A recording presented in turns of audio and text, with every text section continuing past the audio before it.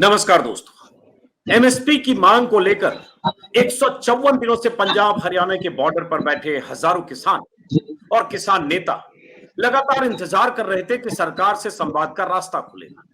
सरकार से संवाद का रास्ता तो नहीं खुला, लेकिन इस बीच पंजाब हरियाणा हाईकोर्ट का एक अहम फैसला आया 10 जुलाई को, जिस फैसले में पंजाब हरियाणा हाईकोर्ट की तरफ से कहा गया, आदेश दिया गया कि हरियाणा सरकार उन रास्तों को खोले, उस बॉर्डर को खोले जो बॉर्डर उन किसानों को दिल्ली की तरफ कूच करने से रोकने के लिए, जिस बॉर्डर पर बैरिकेडिंग की गई है, जिसे रोका गया है, रास्ता बंद किया गया। अब हाईकोर्ट के आदेश की मियाद कल पूरी हो रही है। इस बीच आज आंदोलनकारी किसानों के नेताओं ने आज बड़ा ऐलान किया है।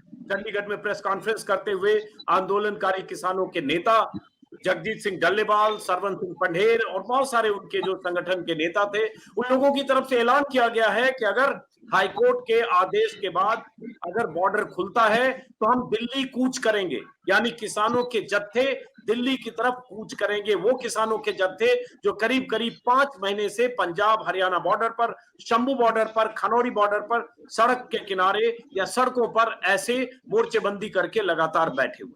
पूरी कहानी आपको पता है कि किस तरह से पंजाब के किसान, हरियाणा के किसान जो एमएसपी की मांग को लेकर, कानूनी गारंटी की मांग को लेकर दिल्ली के लिए चले थे और कैसे उन्हें वहां रोका गया और तब से वहां बैठे हैं। बीच में चुनाव भी हो गया, सब कुछ हो गया और सरकार से बातचीत का रास्ता बंद है या कहें दरवाजा नहीं खुला है। अगर अब किसान कहते हैं कि एक बार फिर से दिल्ली की तरफ चलेंगे तो क्या सरकार उन्हें दिल्ली कूच करने देगी? क्या उन्हें पुलिस या सुरक्षा बल के जिन दस्तों ने तब रोका था जब वो दिल्ली की तरफ कूच करने वाले थे, वो दस्ते उन्हें दिल्ली आने देंगे? क्या दिल्ली का रास्ता या कहें हरियाणा सरकार उस बॉर्डर को खोलेगी जिस बॉर्डर के खुलने का इंतजार किसान कर रहे हैं? क्या हरियाणा सरकार पंजाब हरियाणा हाईकोर्ट के फैसले को मानेगी? इसका इंतजार रहेगा। लेकिन उससे पहले हरियाणा सरकार की तरफ से जो जानकारी आई है कि सुप्रीम कोर्ट का दरवाजा खटखटाया गया है कि पंजाब हरियाणा हाईकोर्ट के फैसले के खिलाफ, और पंजाब हरियाणा हाईकोर्ट ने आम फैसला दिया था, आदेश दिया था 10 जुलाई को कि आप ऐसे किसानों को रोक कर नहीं रख सकते। दिल्ली में अगर वो जाना चाहते हैं, उनकी मांग दिल्ली केंद्र सरकार से है, तो बॉर्डर खोला जाए। तो आज कुछ किसान नेताओं को हमने आमंत्रित किया है, स्क्रीन पर मैं चाहूंगा उन्हें लाया जाए। सरवन सिंह पंढेर जो सीनियर मोस्ट लीडर है, किसान मजदूर संघर्ष समिति कमेटी उनका संगठन है, और बहुत सारे संगठन उनके साथ और जुड़े हैं। जगजीत सिंह डल्लेवाल सीनियर लीडर हैं। ये दो अहम नेता हैं जिन्होंने कॉल दिया था दिल्ली कूच का 13 फरवरी को।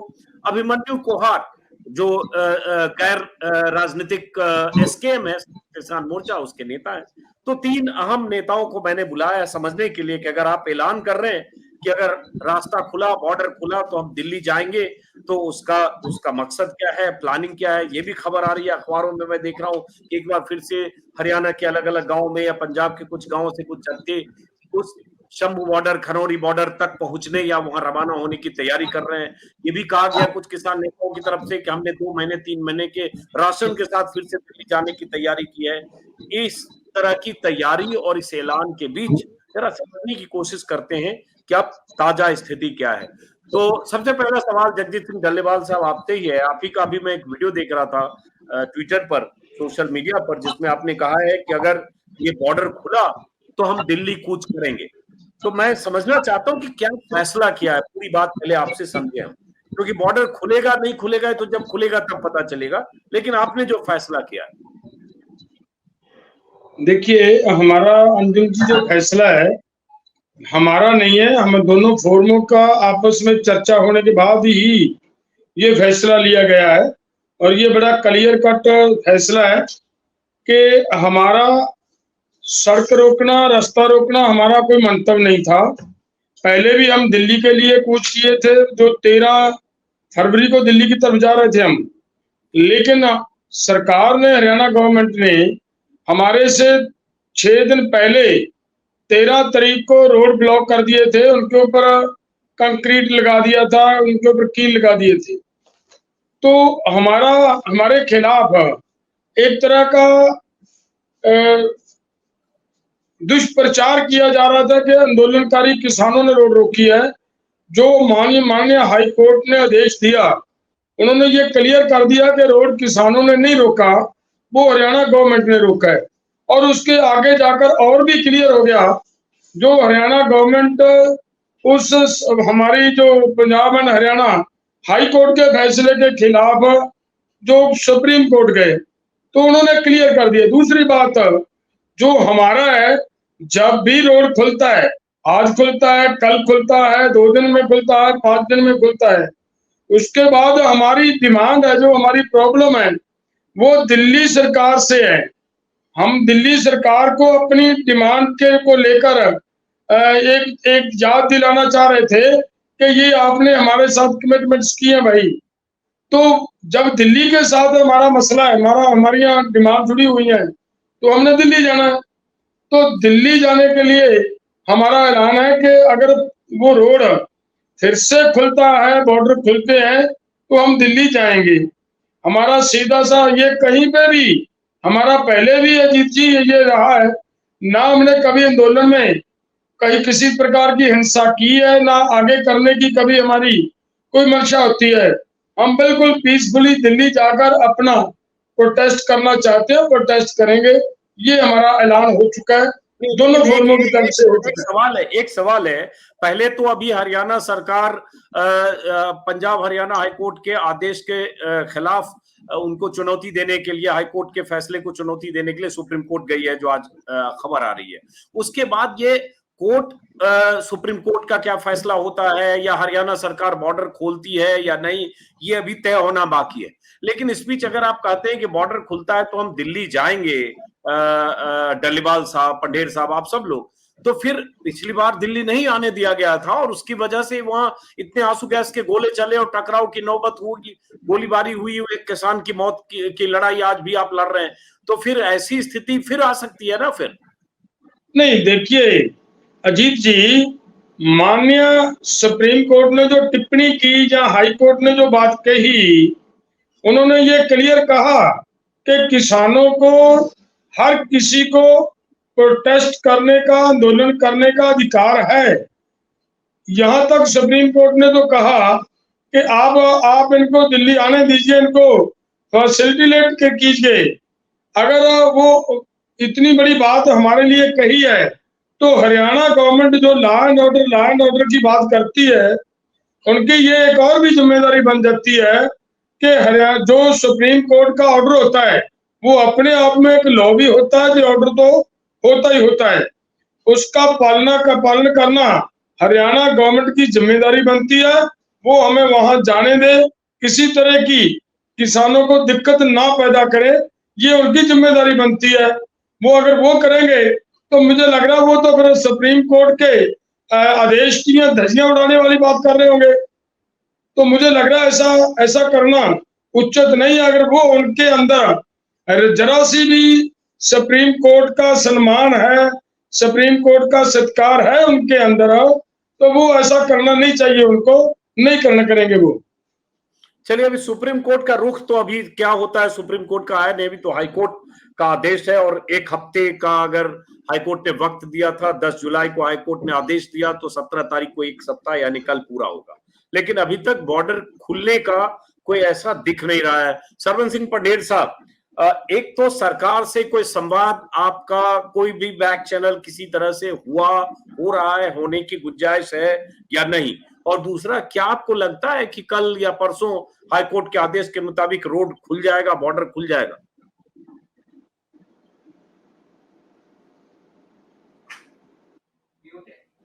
पंडित साहब, हाँ हाँ जी, ठीक है, तो हमारे दोनों फोरम ही चाहते हैं सरकार अच्छा हो, बैठकर मसलों का हल करे, क्योंकि उनके ये कमिटमेंट्स हैं, उन्होंने बहुत बार इनके ऐलान किए हुए हैं, लेकिन सरकार की मंशा अभी बातचीत करने की नहीं है, जहां तक हमें ज्ञात है। दूसरा, जो अभी सरकार का बॉर्डर खुलने का ना खुलने का, तो मुझे लगता है भी देखिए, बेशक अदालती प्रक्रिया है ये, लेकिन वो मोदी सरकार या हरियाणा सरकार ये देखेगी कि जो अभी इलेक्शन आ रहे हैं हरियाणा में, उनका एक तो वो चाहते हैं कि इसका डैमेज कंट्रोल किया जाए, अब वो सब गिनती मिनती करेंगे। ये पर्दे के पीछे क्या हो रहा अभी बोलना अच्छा नहीं है। अगर उनकी गिनती मिनती में ये हुआ कि किसान दिल्ली चले जाएं, उनको लगता हुआ भी हम हरियाणा बचा लेंगे, तो ऐसा करेंगे। अगर उनको लगा भी उनकी गिनती मिनती में भी इनको रोक के रखो, फिर वो इस तरह का प्रयास करेंगे, अदालत के सामने इस तरह का बात बताएंगे। जिस तरह से हरियाणा गवर्नमेंट के पास एक ही शब्द है जो मैं सुन रहा हूं लंबे समय से, लॉ एंड ऑर्डर। कि लॉ एंड ऑर्डर की वजह से हमने किसानों को रोका है। तो मैं बोलता हूं अगर उच्च न्यायालय का, सर्वोच्च न्यायालय का ये फैसला आया, तो कोई सरकार ये दो शब्द बोल के कैसे बरी हो सकती है। देखिए, ये 5 महीने व्यापारियों को जितनी तकलीफ हुई, जितनी ट्रांसपोर्टर को तकलीफ हुई, जितनी पंजाब और हरियाणा की आर्थिकता का नुकसान हुआ, ये दो शब्द बोल के बच थोड़े ना सकते हैं अगर ऐसा। तो दूसरा, जो जो बर्बरतापूर्ण कार्रवाई हमारे ऊपर हुई हरियाणा के बॉर्डरों के ऊपर, तो इससे भी आप बच नहीं सकते ये शब्द बोल के। हमारा तीसरा कहना है कि पंजाब में जहां हम बैठे हैं, कुछ ऐसा बताइए कि जिसकी वजह से कोई लॉ एंड ऑर्डर का मसला हुआ हो। पीसफुली बैठे पूरा अमन तंग से, पूरी पंजाब की यूनियन है, हम भी यहाँ हैं, यहाँ तो कोई लॉ एंड ऑर्डर का मसला नहीं है। तो ये राजनीतिक इच्छा शक्ति का सवाल होगा, केंद्र हमें दिल्ली जाने दे या ना जाने दे। तो ये अब जो खींचातानी है, नूरा कुश्ती अब जो अदालतों में चल रही है, सरकार वर्सेस जो अदालत है, तो ये देखना है क्या इसमें से निकल के आता है। एक सवाल है पंडेर साहब, जो अखबारों में मैं देख रहा हूँ खबरें कि फिर से पंजाब के गांव में, कुछ गांव से या खबर आ रही है हरियाणा के कुछ गांव से ऐसे जत्थे या ट्रैक्टर ट्रॉलियां कूच करने की तैयारी कर रही है। आज भी खबर कहीं देखा कि कुछ पहुंचने वाले हैं किसान खनौरी बॉर्डर या शंभू बॉर्डर पर। तो किस तरह से आप फिर उसी तरह से ऐसे चाहते हैं कि ऐसे सैकड़ों ट्रैक्टर के साथ दिल्ली आए? हाँ, देखिए, जहां तक पंजाब के गांव का सवाल था, ठीक है, जब से गेहूं की कटाई चली और अब जो धान की रुपाई का काम था वो लगभग खत्म होने वाला है, लगभग खत्म हो ही चला है। तो इसके बीच थोड़ी गिनती पे असर तो पड़ा था, लेकिन अब फिर उसी तरह से पूरे पंजाब में जितने भी यूनियंस है, उनके लीडर फिर लगभग 10-15 दिन से अब उन्होंने मुहिम चला के पूरे पंजाब में अपनी गिनती को हजारों, लाखों, जितने भी हो संभव हो सके बढ़ाने का जतन कर रहे हैं। तो पूरे गांव में पंजाब में तैयारी हो रही है। अगर बॉर्डर खुले ना खुले, गिनती तो बहुत बढ़ेगी। दूसरा, जहां तक जाने का सवाल है दिल्ली, हमारे पास और कोई रास्ता तो नहीं है ना। देखिए, हमारे पास कोई शटरिंग नहीं है। देखिए, ट्रैक्टर ट्रॉली को इस तरह का व्हीकल नहीं है जिससे सरकार इसको लॉ एंड ऑर्डर का मसला बनाए। लाखों लोग हरियाणा की रोड से, करोड़ों लोग महीने में दिल्ली जाते हैं, आते हैं। जैसे हजारों व्हीकल, लाखों व्हीकल दिल्ली जा रहे हैं, उसी तरह से हमारे व्हीकल भी चले जाएंगे। तो मुझे लगता है हमारे रहने के लिए, हमारी रसोई के लिए, हमने लगभग रात दिन उस ट्रॉली में रहना होता है। हमारे पास घर का सारा काम धाम, उसमें लीड़ा कपड़ा सब वहां होता है। तो ट्रैक्टर ट्रॉली के बगैर दिल्ली जाना संभव नहीं है। हाँ, उसको केंद्र सरकार ने अनक का सवाल बना रखा है, ट्रैक्टर ट्रॉली को लॉ एंड ऑर्डर का बात बता रखा है। देखिए, जैसे बोलते हैं ना, जब भाजपा के प्रवक्ता आते हैं तो वो कहते हैं कि हम किसान के पुत्र हैं। तो अगर किसान के पुत्र हैं तो उनको समझना चाहिए कि ट्रैक्टर भी हमारा किसान का ही पुत्र है, हमारे बेटों जैसा। वो हमें कमाई करके देता है, हमारी उसकी उपजीविका चलती है ट्रैक्टर ट्रॉली से। तो हम उसको छोड़ के कैसे जा सकते, जो हमारे लिए बहुत अनिवार्य है। तो ट्रैक्टर ट्रॉली ही लेके जाएंगे। अब एक सवाल है पंडेर साहब, उसके बाद आ रहा हूँ मन्नू आपके पास, कि ये खबर आई कि कुछ आप लोगों ने ये भी कहा अभी ट्रैक्टर ट्रॉली लेकर आप जा पाएंगे, वो अनुमति मिलेगी, सरकार रोकेगी, वो बहुत कुछ देखना है। क्योंकि ऐसा लगता नहीं सरकार की ये मंशा कि आपको ऐसे दिल्ली आने देगी। हाँ, हो सकता है कोई संवाद से कुछ ऐसा रास्ता हो, कम लोग आए ज्यादा आए, जो आप करें, कोई संवाद नहीं हो रहा। अब बात आती है क्या आपने कुछ ये सब भी आप लोगों ने ऐलान किया है कि हाँ कोई कॉन्स्टिट्यूशन क्लब में या कहीं दिल्ली में आप 22 तारीख को कोई कन्वेंशन करेंगे, उसमें 22 जुलाई विपक्ष के नेताओं को बुलाएंगे, वो क्या मामला है? उसमें कितने लोगों से आपकी बात हुई है आप विपक्ष के नेताओं से, क्योंकि बजट सत्र शुरू हो रहा है 23 जुलाई से? हाँ देखिए, एक तो 22 जुलाई को कॉन्स्टिट्यूशन क्लब जो वहां है, वहां हम कन्वेंशन करा रहे हैं। वहां कन्वेंशन का विषय होगा एमएसपी गारंटी कानून।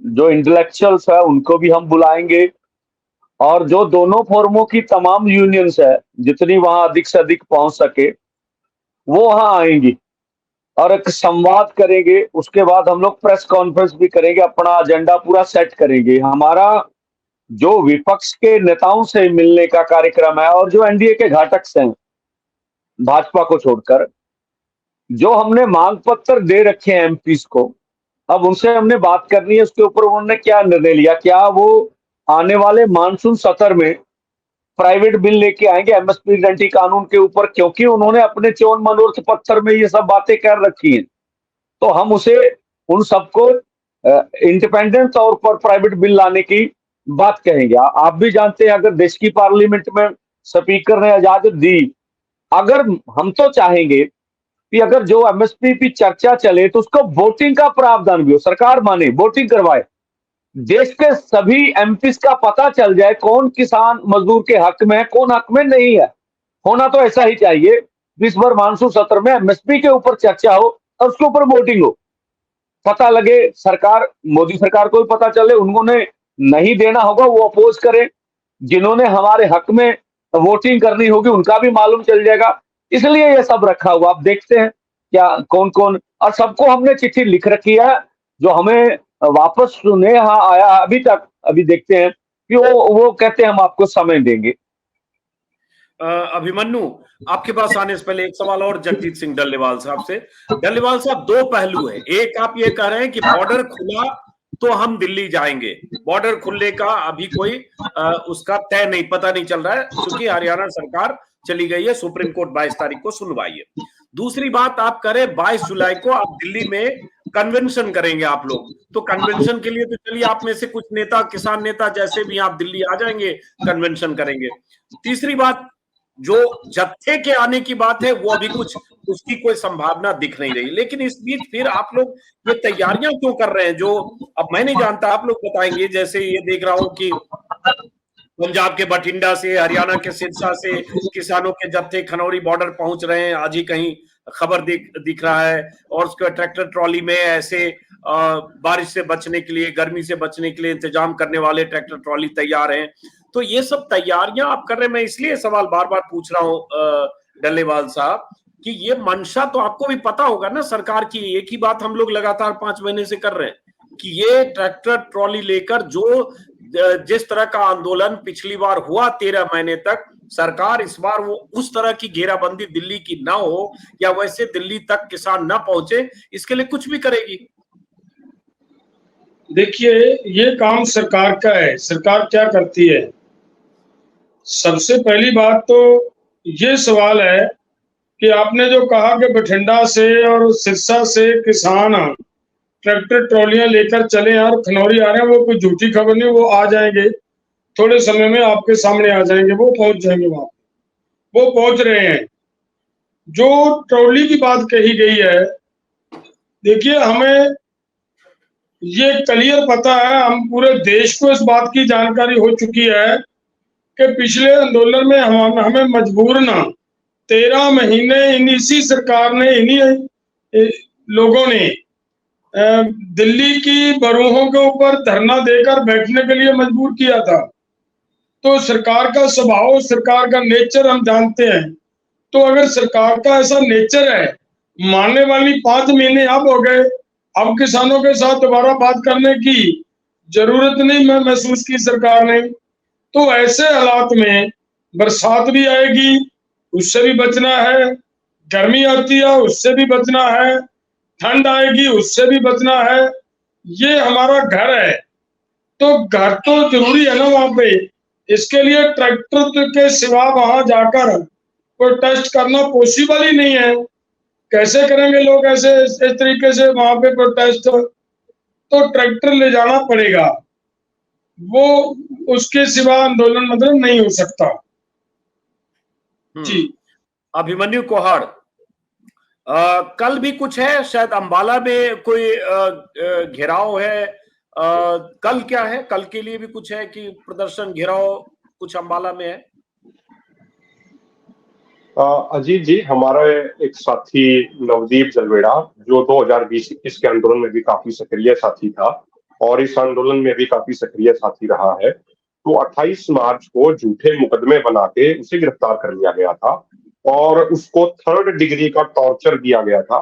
हरियाणा पुलिस ने, सीआईए की टीमों ने बर्फ की सिल्लियों पे लेटा के इस तरीके से उसको टॉर्चर किया, उल्टा लटकाया, काफी मारा पीट करी उसके साथ। और मतलब ये इस तरह की चीजों का स्थान लोकतंत्र में होना नहीं चाहिए, क्योंकि 13-14 साल तो हमें भी हो गए आंदोलनों में। डलेवाल साहब और पगेर साहब का तो पूरी उम्र बीत गई। इस तरीके से गिरफ्तार करके टॉर्चर करना, 3rd डिग्री का टॉर्चर करना, ये शायद ही कोई मतलब पहले ऐसे हुआ हो कि सामाजिक आंदोलन के लोगों को ऐसे टॉर्चर किया जाए। ठीक है, गिरफ्तार करके जेल में डाल देते हैं, वो एक कई बार ऐसी चीजें होती है, वो एक हम उसको अब साधारण प्रोसेस ही मानने लग गए, अब तो इतनी आदत पड़ गई, लेकिन उसको बहुत ज्यादा टॉर्चर किया गया। और जब ये सारी बातें संज्ञान में आई तो ये कार्यक्रम तय किया दोनों फोरमों ने मिलकर कि भाई 17 और 18 तारीख को अंबाला में इकट्ठे होके अंबाला के एसपी दफ्तर का घेराव करेंगे। या तो सरकार अभी 16 तारीख की, अभी आज 16 तारीख है, अभी रात तक उनको रिहा कर दे, और अगर रिहा नहीं करती है तो कल एसपी दफ्तर का घेराव होगा। अगर कल सुबह तक भी अगर वो उनको रिलीज करते हैं तो फिर हम घेराव वाला जो कार्यक्रम है हमारा, वो घेराव वाला कार्यक्रम हम रद्द कर देंगे। उनको, अपने जो साथी हैं, उनको पूरे सत्कार और पूरे मान सम्मान के साथ अपने बॉर्डर पर लेकर आके उनका मान सम्मान करेंगे उनका। तो ये हमारा कल का कार्यक्रम है जी। और जो आप एक बात कह रहे थे, आपने एक सवाल पूछा था, जो हमारा 22 तारीख का कन्वेंशन है जी, 22 जुलाई का, उसमें कोई विपक्षी नेता नहीं आ रहा है। विपक्षी नेताओं से मिलने के लिए हमने अलग से समय मांगा है, उनको तमाम विपक्षी नेताओं को हमने लेटर लिखे हैं। और जो बीजेपी के अलावा एनडीए में मुख्य घटक दल है, नीतीश कुमार जी हैं, चंद्रबाबू नायडू जी हैं, उनको भी हमने पत्र लिखे और उनसे भी हमने समय मांगा है कि आप समय दीजिए ताकि किसानी के मुद्दों पर, मजदूरों के मुद्दों पर आपसे गंभीरता पूर्वक चर्चा हो सके, आप अपना पक्ष स्पष्ट कर सके। ममता बनर्जी जी है, अखिलेश यादव जी है, राहुल गांधी जी है, तमाम लोगों को हम पत्र लिखे उनसे ये मांग कर रहे हैं। तो लेकिन अभी तक मैं ये फिर से एक बार अभिमन्यु, क्योंकि एक बात होती है कि लंबा वक्त निकल गया, सरकार से कोई कम्युनिकेशन नहीं होना, और तीसरी बार मोदी जी की ताजपोशी हो गई। वो कृषि मंत्री भी बदल गए। जब अर्जुन मुंडा जा रहे थे मीटिंग करने, 3 या 4 राउंड की बातचीत चंडीगढ़ में आप लोगों की हुई, 3 मंत्री यहां से जा रहे थे, अर्जुन मुंडा और पीयूष गोयल। इस बार अब शिवराज सिंह चौहान है, तो क्या आप लोगों की तरफ से कोई बैक चैनल, कोई ऐसी बातचीत की कोशिश सरकार की तरफ से नहीं की जा रही है? देखिए अजीत जी, जब 13-14 फरवरी, 21 फरवरी और मार्च के स्टार्टिंग तक चर्चा चल रही थी, उस समय कई बार हमारे पास ये आया सरकार की तरफ से कि भाई पहले आप कुछ ऑफ द रिकॉर्ड कुछ बात आप सेट कर लीजिए, कुछ बातें पहले सेट हो जाएं, बाद में मीटिंग कर लेंगे। लेकिन दोनों फोरमों का ये स्पष्ट है पहले दिन से कि कोई भी बैक चैनल टॉक या ऑफ द रिकॉर्ड कोई टॉक नहीं होगी।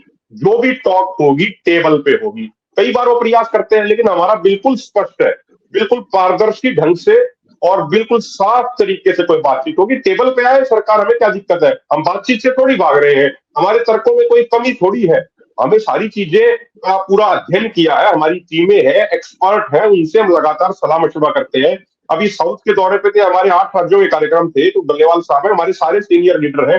प्रकाश कामारेड्डी जी एक बहुत बड़े एक्सपर्ट है, एग्रीकल्चर प्राइस कमीशन के चेयरमैन भी रहे कर्नाटक में, उनसे भी हमारा 3-4 घंटे का मंथन हुआ, किस तरीके से चीजें कही जा सकती हैं, एमएसपी गारंटी कानून के लिए पैसा कहां से आएगा, किस तरीके से खर्च होगा, वो सारा मंथन करते हैं। तो इसीलिए कोई बैक चैनल कोई टॉक नहीं होगी, जो टॉक होगी वो ऑन द टेबल होगी, किसानों के सामने होगी। और हम तो ये कहते हैं कोई भी चर्चा सरकार के साथ हो पूरे देश के सामने लाई दिखाई जानी चाहिए। लोकतंत्र के मायने यही तो है ना। और हम ये भी कहते हैं सरकार अगर हमें तर्कों में हरा देती है, अगर मेजोरिटी ऑफ पीपल सरकार के तर्कों से सहमत हो जाए तो फिर सरकार की बात सही मान ली जाए। लेकिन अगर मेजोरिटी ऑफ पीपल हमारे तर्कों से सहमत हो जाए तो सरकार हमारी बात को सही मान ले, तो लोकतंत्र में तो इसी तरीके से चलेगा। लेकिन सरकार बार बार बातचीत से भागना चाह रही है। अगर सरकार ये सोचेगी कि भाई पहले आप बातचीत करके कुछ सेट कर लो फिर हम ऐलान कर देंगे, ऐसा नहीं होगा। जो भी बातचीत होगी अजीत जी, वो बिल्कुल पारदर्शी ढंग से वो टेबल के ऊपर होगी। और एक बात और अजीत जी, देखिए 4 जून से पहले का समय और 4 जून के बाद का समय बहुत कुछ बदल चुका है। अभी अक्टूबर में हरियाणा में इलेक्शन होने हैं, अभी महाराष्ट्र में इलेक्शन होने हैं, उसके बाद झारखंड में इलेक्शन होने हैं। तो हरियाणा में जिस तरीके से लोकसभा इलेक्शनों के दौरान भाजपा को परेशानियों का सामना करना पड़ा, भाजपा की जो दुर्गति हुई है एक तरीके से, उससे भी ज्यादा नाराजगी विधानसभा इलेक्शन में भारतीय जनता पार्टी को झेलनी पड़ेगी। इसीलिए अब वो सब लोगों को बुला बुला के, कभी सरपंचों को बुला रहे हैं, जिन सरपंचों को लाठियों से पीटा था उनको बुला रहे हैं कि हम आपको 16 रुपए प्रति किलोमीटर गाड़ी का भी भत्ता देंगे, हम आपको इतने पैसे की 21 लाख रुपए तक की वो छूट दे देंगे कि आप इतने तक का काम स्वयं करा लीजिए, हम पेंशन इतनी बढ़ा देंगे, हम बेरोजगारों के लिए ऐसा कर देंगे। लेकिन ये उनकी जुमलेबाजी चलने वाली नहीं है। और जब अक्टूबर में, यदि अक्टूबर तक सरकार बात नहीं मानती है, तो हरियाणा में अक्टूबर के अंदर चुनाव में भाजपा की विदाई बिल्कुल 100% तय है। ये दोबारा सत्ता में हरियाणा के अंदर नहीं आ पा रहे हैं और उसके बाद स्थितियां और भी कुछ बदलेंगी। अभी एक आखिरी बात अजीत जी, अभी आपने शिवराज सिंह चौहान जी की बात करी। अभी जब संसद में जो अभी ये शपथ लेने का सत्र था, तो उस समय विपक्ष के नेताओं ने कुछ मुद्दे उठाए, लेकिन उसके जवाब में कृषि मंत्री जी ने गलत तथ्य पेश करे। विपक्ष के नेता ने कहा कि भाई आपने जमीन अधिग्रहण कानून 2013 का बदल दिया, लेकिन बीजेपी वाले कहते हैं ये झूठ बोल रहे हैं। जबकि सच्चाई ये है 2013 का कानून बदलने के लिए नरेंद्र मोदी जी की सरकार 2014 और 15 में 3 बार अध्यादेश लेके आई, लेकिन उस समय राज्यसभा में मेजोरिटी ना होने के कारण वो पास नहीं हो पाया। उसके बाद 24 अगस्त 2021 को हरियाणा में पास कर दिया। कोई किसानों की अब सहमति नहीं ली जाती जमीन एक्वायरमेंट में, कोई सोशल इंपैक्ट असेसमेंट नहीं कराया जाता, कोई 4 गुना मुआवजा नहीं दिया जाता। और जब हम मध्य प्रदेश के श्योपुर में थे, तो वहां पे कई किसानों ने, जब हमारी मीटिंग चल रही थी, किसानों ने हमें बताया कि शिवराज सिंह चौहान जी 18 साल तक मध्य प्रदेश के मुख्यमंत्री रहे हैं। 18 साल में इन्होंने 18,000 घोषणाएं करी, लेकिन एक भी घोषणा इनकी सच साबित नहीं हुई, वो सिर्फ घोषणा तक ही रह गई। इसलिए जब आप नए कृषि मंत्री से बात करें, तो इनकी बातों में बताना, बड़ी सावधानी से जांच परख के इनसे बात करना, ये मध्य प्रदेश के किसानों ने हमें सुझाव दिया। जी पंडित साहब, एक सवाल फिर ये है, क्योंकि आप सीनियर लीडर हैं, आप और जगजीत सिंह डल्लेवाल साहब, और ये 2 लीडर हैं। मैं दर्शकों को भी बार बार बताता हूं कि इन 2 सीनियर लीडर्स की मोर्चेबंदी और उसके साथ बहुत सारे संगठन हैं जिन्होंने शंभू बॉर्डर और खनौरी बॉर्डर पर एक तरह से मोर्चा थाम रखा है।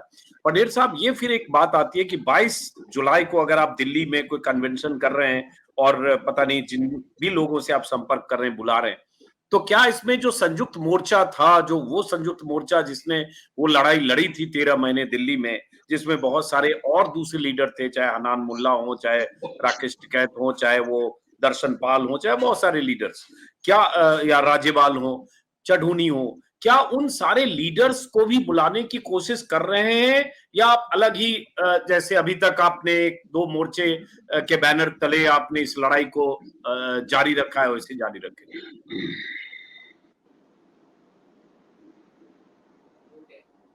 म्यूट है, ऑडियो म्यूट है। हाँ हेलो। किसान मजदूर मोर्चे का कार्यक्रम है और एसकेएम नॉन पॉलिटिकल का, जो उनकी यूनियंस है वही आ रही हैं। जहां तक सबको साथ लेकर चलने का सवाल था, तो हमने तो रास्ते खोल रखे थे। भी देखिए, किसानों का सवाल है, किसान मजदूर के सवाल के ऊपर जो भी चाहे, रास्ते खुले हुए हैं। अब बहुत सी टेक्निकल समस्या थी, किन्हीं को लगता है अभी भाई ये 30-40 साल से पहले आंदोलन बनेगा नहीं, तो सबके पास मैं तो निजी तौर पर गया हूँ, कईयों ने कहा कि भाई अभी मोदी सरकार बहुत बड़ी है, अगर आप संघर्ष भी करोगे तो आपको मिलने वाला कुछ नहीं है। तो अलग अलग राय थी, हमने कोशिश करी, सफल नहीं हो पाए। अब तो बहुत सारी बातें ऐसी भी आती हैं जो मुझे नहीं लगता आपके चैनल पर करनी चाहिए। चलो, किसी ने हमारा साथ नहीं देना, उनकी मर्जी है। कोशिश तो हम चाहते हैं हमारी आलोचना ना करें, ठीक है। हम सरकार से संघर्ष कर रहे हैं, तो हमें आशा है कि ये मोर्चा अपना जो निशाने लेकर चला उसको पूरा करेगा।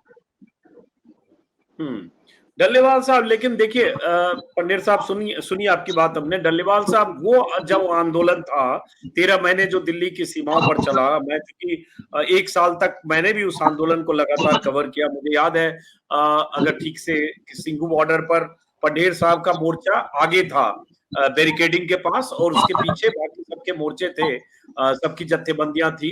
अगर मुझे ठीक से याद आ रहा है, सही कह रहा हूँ पटेल साहब, और डल्लेबाल साहब और आप लोगों का संयुक्त मोर्चे में बैठ के होती थी। तो उस समय एक ऐसा लग रहा था कि तमाम संगठन जो हैं, 36 बड़े संगठन और तमाम संगठन साथ हैं, और तब भी सरकार की तरफ से उन संगठनों के भीतर कुछ गुटबाजी या कुछ तोड़ने या मिलाने या पॉलिटिक्स करने की कोशिशें आखिरी दौर में बहुत हो रही थी, जो बहुत सारी खबरें आई। अब ये सरकार देख रही है कि भाई ये जो बैठे हैं ये सरवन सिंह पंढेर हैं, जगदीश सिंह डल्लेवाल हैं, अभिमन्यु कुहार हैं और कुछ संगठन है, लेकिन एक जो वो संगठन है जिसमें और बहुत सारे किसान नेता या किसान यूनियन है, वो अलग है। इन दोनों में आपस में रजामंदी नहीं है। तो जब आपकी आपसी रजामंदी नहीं है या एकता नहीं है, तो सरकार तो उस तरह से फूट डालो और राज करो में चलती है। नहीं अंजुम जी, मामला ये नहीं है। सरकार इसको कैसे देखती है, क्या मानती है, क्या समझती है, ये अलग बात है। देखिए, हमने जब लड़ाई शुरू की तो बहुत सारे साथियों ने ये कहा कि ये समय ठीक नहीं है, अभी वक्त ठीक नहीं है। लेकिन आंदोलन जब शुरू हो चुका है, आंदोलन चल गया, तो उसके बाद ये बात स्पष्ट हो गई कि ये आंदोलन बिल्कुल सही समय पे हुआ था। ये प्रभाव भी डाल रहा है। दूसरी बात, मैं और बात ये कहना चाह रहा हूं कि थोड़ा इस बात पे थोड़ा ध्यान दीजिए।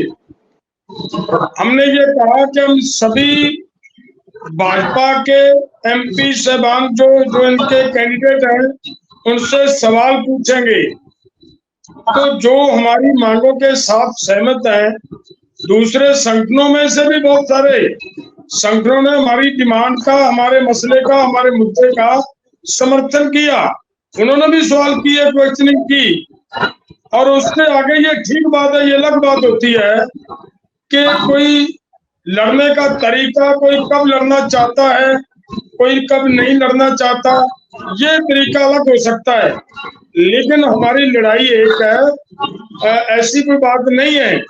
आपकी हमने पहले भी कहा है कि जो संगठन गैर राजनीतिक रहकर आंदोलन लड़ने के लिए हमारे एसकेएम नॉन पॉलिटिकल की एक जो फ्रेम बना है उसमें उसको मानते हुए, रूल्स एंड रेगुलेशंस को मानते हुए इसका सहयोग करेंगे, उनका सहयोग हम लेंगे।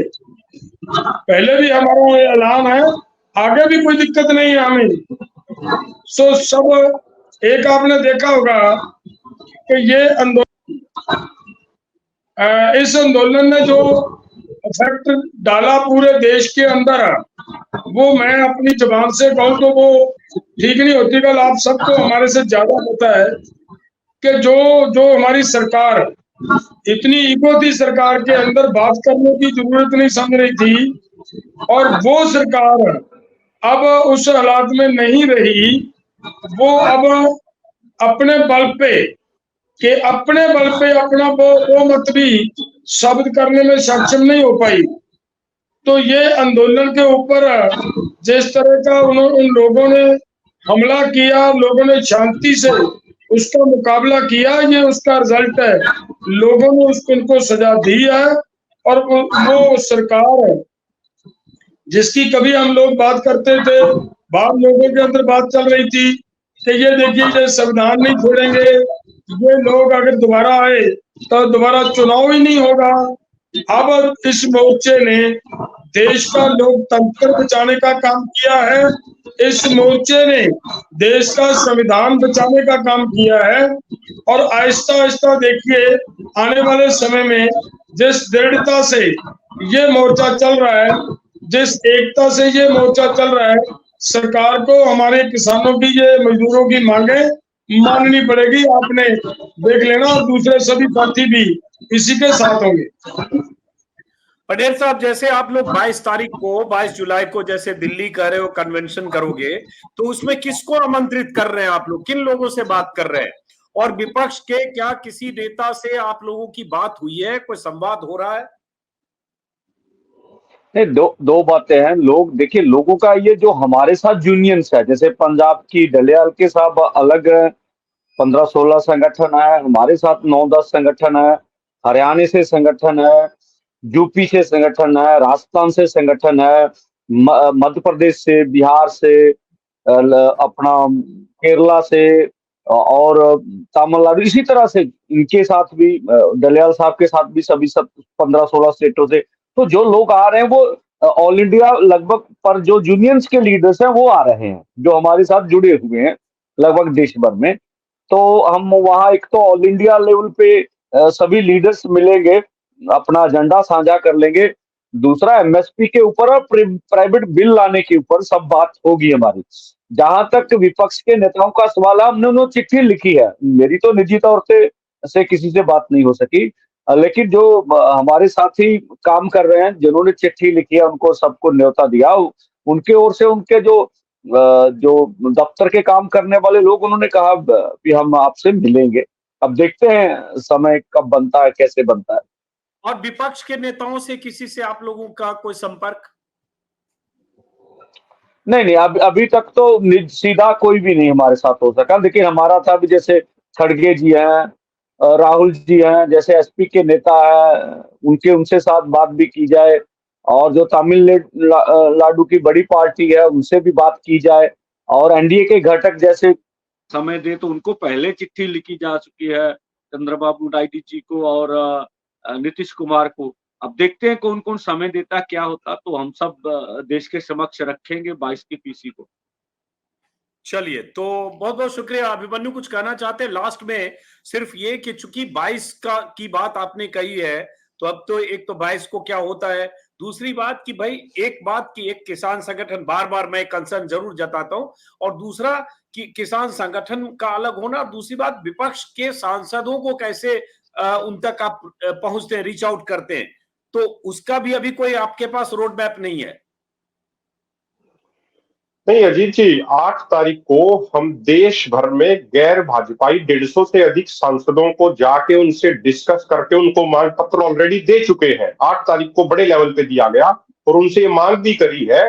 बड़ी संख्या में लोग वहां पे गए हैं, सैकड़ों हजारों की संख्या में, कि भाई आपने लोकसभा चुनाव से पहले आपकी पार्टियों ने ये कमिटमेंट किया था, आप सत्ता में बेशक ना आए हो लेकिन इंडिया अलायंस को एक मजबूत विपक्ष की भूमिका दी है, तो आप इसको, अगर आप सच बोल रहे थे लोकसभा चुनाव से पहले, तो आप प्राइवेट बिल लेके आइए। आपकी अकाउंटेबिलिटी को ऐसे ही नहीं छोड़ा जा सकता।